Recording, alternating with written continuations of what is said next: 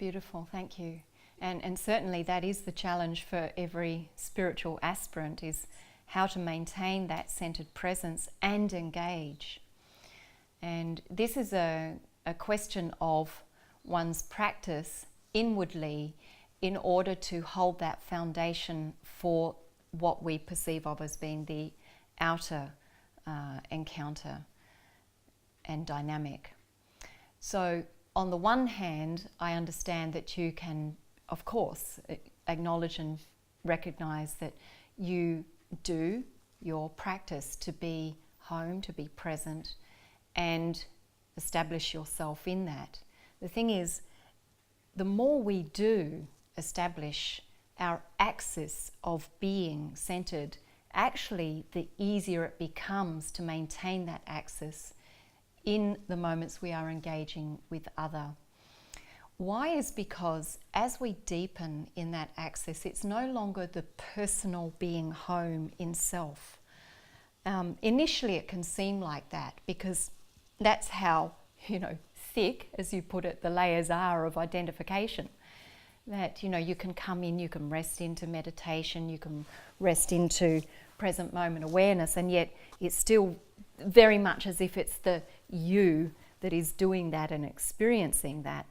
So it's about actually persistently engaging that space internally so that you begin to deepen beneath those layers.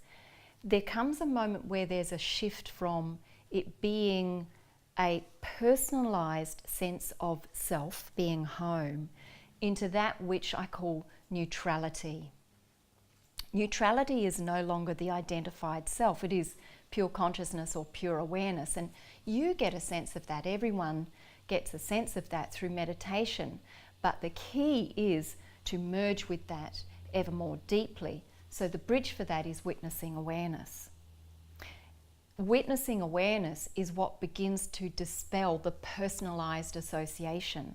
It's what begins to create that spaciousness, so that even in a moment you may still have layers functioning that are really perceiving other and really experiencing perhaps a contrast or conflict of what you identify with compared to what the other is identified with.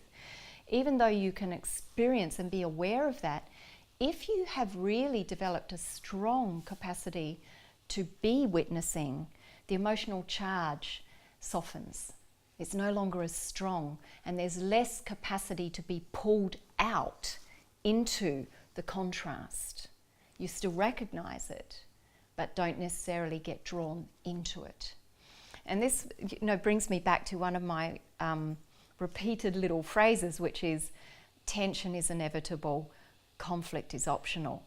Why is because oftentimes we assume that if we're still feeling tension in this interaction, then somehow we're missing the point. That's not the case. The tension is going to occur because even though we're all one field, there are distinct vibrations still occurring.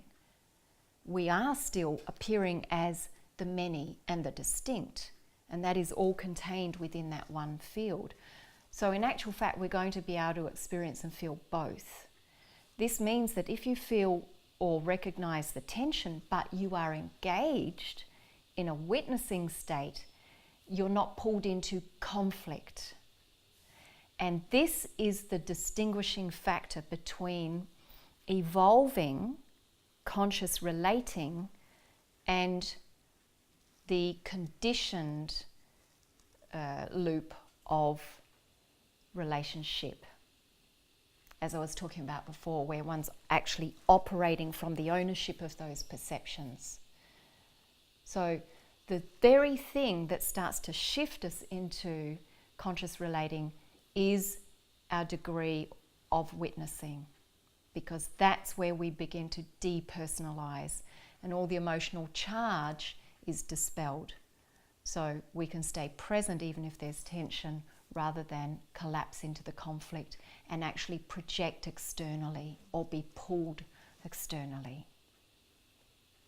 Of course, as we go deeper with the witnessing practice, we find that we're actually able to really be that conscious engaging space with another. And then we don't have to run from each other when tension is arising. And in fact, the greatest gift comes when we are willing to stay present with each other with all of the pains, the hurts, and all of the stories and conditions, instead of trying to fix them, instead of trying to do something about them. And only a witnessing awareness can be that.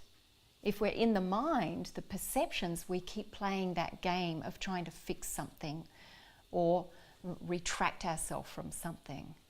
When we're witnessing, it has its space to breathe through for us to discover something else with it. And it also has the space for us to be authentically present with the moment rather than drag all of this content from the construct of the ego into it. So it's all about that bridge of witnessing that deepens our capacity to disperse these triggers. Okay. Yeah, I think what I really picked up is